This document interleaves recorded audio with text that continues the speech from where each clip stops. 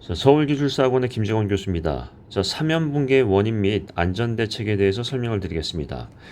먼저 1페이지에 들어갈 때 사면붕괴에 대한 원인 및 안전대책을 얘기하기 전에 뭘부터 얘기해야 하나요? 정의나 분류를 해야죠. 사면붕괴가 어떻게 되는지. 즉 1쪽에 대해서 이제 첫 페이지, 1페이지에 대해서 이제 얘기를 해보면 어떤 얘기로 풀 수 있냐면 2번하고 3번, 여기 이제 보시면 2번하고 3번 이 대제목에 연관성이 필요해요. 연관성이 있다. 즉 1번에서는 개요를 쓰고 2번에서 3번에서는 이제 연관성이 있어야 되는데 첫 번째 케이스 1은 어떻게 하냐면 사면붕괴의 종류가 있죠. 종류가 나오면 뭐예요? 특징이 있죠. 종류가 나오면 어떻게 하는 형상이 어떻게 붕괴 유형이 생기는지라는 특징이 있고요. 그 다음에요. 차이점이 있겠죠. 이런 식으로 이제 어떤 사면 붕괴를 가지고 푸는 방법이 있고요. 두 번째는 어떤 부분이 있죠? 조사를 해요.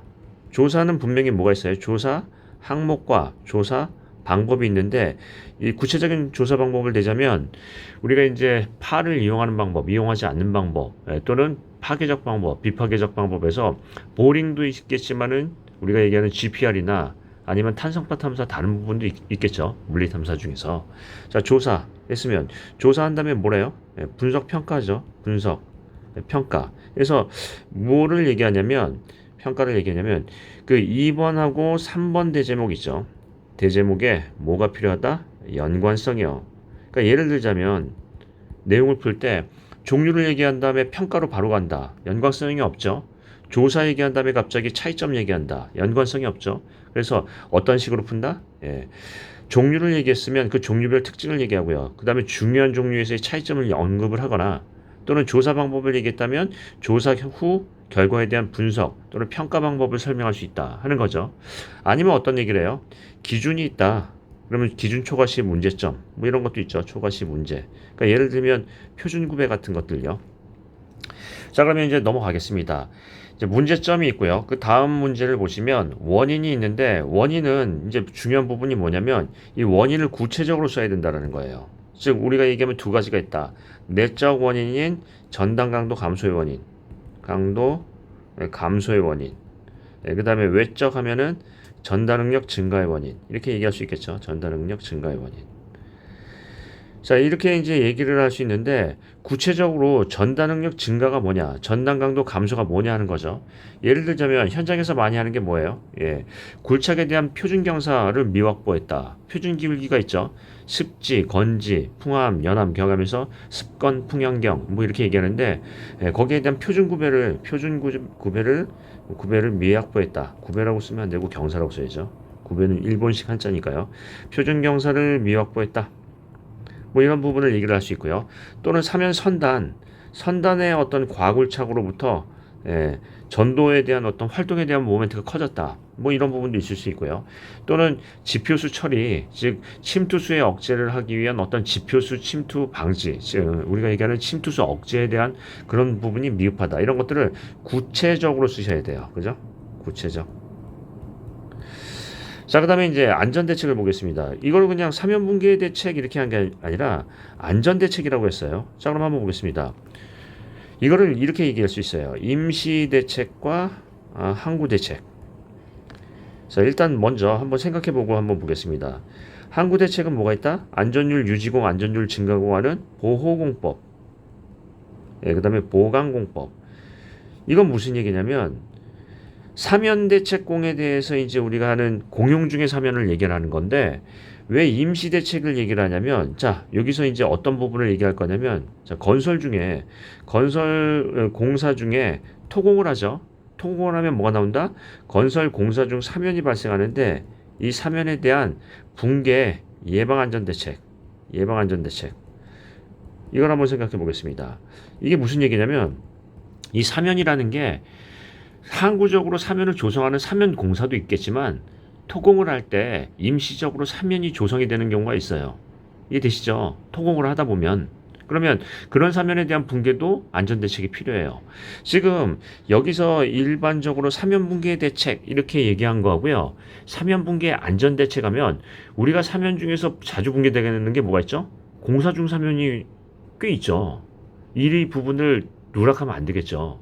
공사를 하면은 인위적으로 성토를 하거나 절도를 하는데 이런 부분은 안전율에 대한 부분을 조금 우리가 안전에 대한 부분을 취약하게 생각할 수 있다는 거죠. 왜냐하면 이거는 원상태로 복구를 하거나 어떤 우리가 이제 공사를 할 때 공사 중에 그 발생하는 어떤 가시설이나 가도로나 이런 것들을 낼 때 생길 수 있는 부분이니까 안전율에 대해서 취약하다고 볼 수 있어요. 이해되시죠?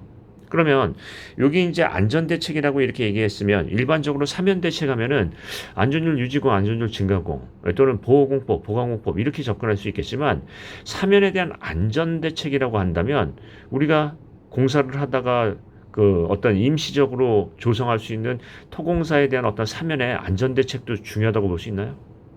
있죠. 그래서 이런 부분에서는 임시대책이라는 걸 하나를 더 넣을 수가 있다라는 얘기예요. 이해되시죠? 자, 그 다음에 이제 항구대책 해가지고 보호공법과 보강공법을 한 다음에 3페이지 뭘 강조할까 한번 생각해 보겠습니다. 자, 3페이지는 이런 것 좀 가급적이면 안 하셨으면 좋겠어요. 자, 예를 들자면 그냥 사례 또는 뭐 스마트 건설 기술 이런 거 그 기본적으로 그냥 막 지르는 거 있죠. 그거는 안 했으면 좋겠고, 자, 어떤 부분을 한다? 자, 여기 이제 질문 유지가 사면 붕괴에 대한 안전 대책이라고 얘기했어요.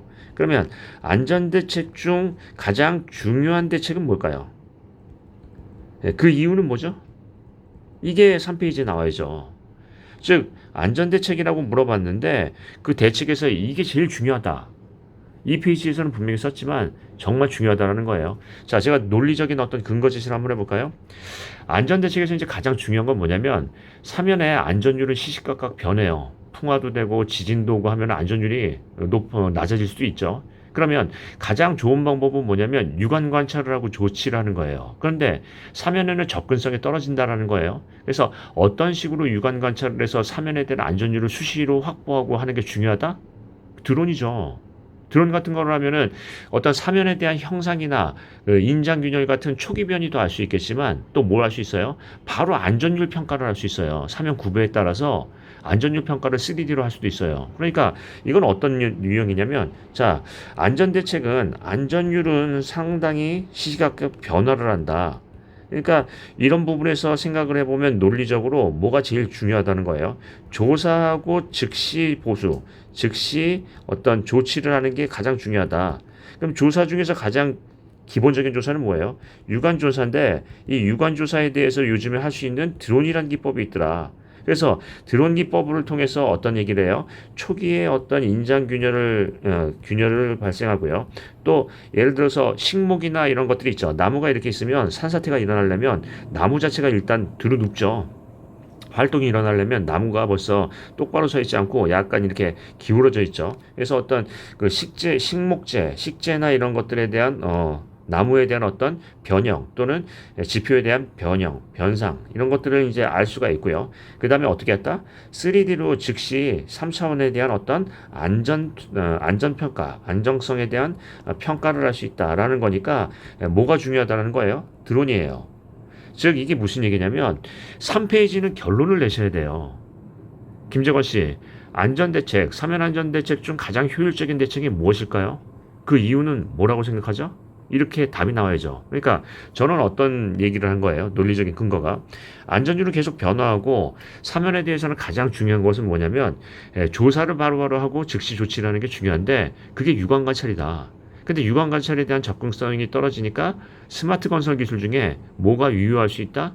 드론을 이용해서 한다는 거죠. 그래서 어떤 얘기를 하는 거예요? 그 논리적인 부분, 즉 국내 사면안전대책공에 대한 어떤 문제점과 개선 과제를 드론으로 제시하는 거죠. 이해되세요? 그런데 3페이지에는 어떤 그런 얘기가 없이 뜬금없이 갑자기 계측이 나온다. 뜬금없이 스마트 기술이 나온다. 뜬금없이 아니면 뭐 사례가 나온다. 이런 건 좋지 않아요. 어떤 부분을 한다? 예를 들자면 이런 논리로 이게 가장 중요하다라는 논리적 결론이 나와야죠. 그리고 이 부분에 대해서 중요한 것을 강조한 다음에 이걸 결론으로 요약을 하셔야 돼요. 결론을 내셔야죠. 결론 낼 것. 결론을 해서 이걸 다시 한번 요약 정리를 해주는 게 결론이다 보니까 3페이지는 아주 명확해요. 어떻게 한다? 물어본 것 중에서 중요한 것을 강조하고 거기에 대한 근거 제시를 하고 그런 부분을 사례화하면 더 좋고요. 그런 다음에 요약은 어떻게 한다? 결론은요? 그걸 요약을 하고. 이해되시죠? 그래서 계속 얘기하지만 명쾌한 논리적 결론을 내는 답안을 기대해 보겠습니다. 이게 이제 굉장히 쉬운 문제인데도 불구하고 답안을 쓰시면은 3페이지에 논리적으로 단절이 돼 있죠. 막 잘 나가다가 갑자기 뜬금없이 계측. 왜 계측이 중요한지를 얘기를 하셔야죠. 이해되시죠? 자, 그래서 여기 이제 내용을 보시면 여기 이제 모범 답안에 대한 내용을 한번 평가를 해보면 자, 1페이지 보시면은 메커니즘하고 문제점 이렇게 이제 얘기를 했는데 가급적이면 어떤 얘기를 한다? 먼저 사면분계의 종류부터 얘기하는 게 기본이고요. 예, 요 위에 거하고 밑에 거하고 연관성을 생각해서 한다. 라는 거고요. 논리적 연관성. 두 번째, 원인에 대한 부분은 구체적으로 쓰시는데 대책은 어떻게 한다? 임시대책과 항구대책 중에서 임시대책에서는 어떤 얘기를 해요? 공사 중에 건설안전대책을 쓰는 거죠. 토공사할 때 그런 임시적인 사면이요. 거기가 더 안전율이 취약하죠. 그래서 우리가 표준구배에 대해서 우리 이렇게 얘기해 보면 표준경사가 보통 어떻게 돼 있죠? 경사. 외우는 방법은 어떻게 되죠? 습건 풍형경. 예전에는 이걸 어떻게 외웠냐면 51853 이렇게 외웠어요. 일대 습지, 건지, 풍화암, 연암, 경암 이렇게 이제 했는데 이걸 어떻게 했냐면 습건 풍형경 51853, 518에 53 어디로요? 광주로 이렇게 이제 외운다고 하는 거예요. 자, 그럼 뭐 1대 1.5, 1대 0.1, 0.8, 1.1 1대 0.8, 1대 0.5, 1대 0.3 해서 어떻게 외운다? 5, 1, 8, 5, 3 이렇게 외웠는데 이게 바뀌었어요. 올해 어떻게 바뀌었다? 515로요. 1대 1.5 그 다음에 여기 3개를 1대 515 1대 1.1 그 다음에 여기서 1대 0.5로 바뀌었죠. 그래서 어떻게 외운다? 습건 풍형경 515 배달 앱은 요기요. 이렇게 외운다고요. 515 아님 말고요. 자, 그래서 여기 이제 내용을 보시면 경사가 더 완만해졌죠. 그만큼 안전에 대해서 얘기를 한다는 거예요. 그래서 어떤 얘기를 하냐면 이 표준 경사에 대한 문제점도 지적할 수 있어요. 실은요. 그러면 한번 보겠습니다. 자, 3페이지에서는 안전대책에 대해서 뭘 할 때 어떤 얘기예요? 임시적인 공사 중에서 발생할 수 있는 어떤 토공사의 사면에 대한 안전대책 얘기를 강조를 하시고요. 그 다음에 3페이지는 뭐가 나와야 된다? 이렇게 그냥 갑자기 뭐 뿜뻥 붙이기가 나오고 또는 갑자기 이런 드론이 나오는 게 아니라 논리적 근거하에 결론을 제시한다. 즉, 최근에 대한 어떤 문제점, 거기에 대한 개선 방안, 거기에 대한 적용할 수 있는 대안 이런 것들을 논리적으로 제시해야 되겠죠. 갑자기 논리의 단절이 일어나면 안 되겠습니다. 갑작스럽게 드론 이렇게 튀어나오는 게 아니라 왜 드론이 효율적인지를 설명하셔야죠. 그리고 가급적이면 어떻게 한다? 이 결론도 요약을 해주세요. 논리적 결론이 없으면 기술사라고 할 수 있나요? 그냥 암기하는 기사죠. 자, 그렇게 정리를 하겠습니다. 자, 오늘도 수고 많으셨습니다.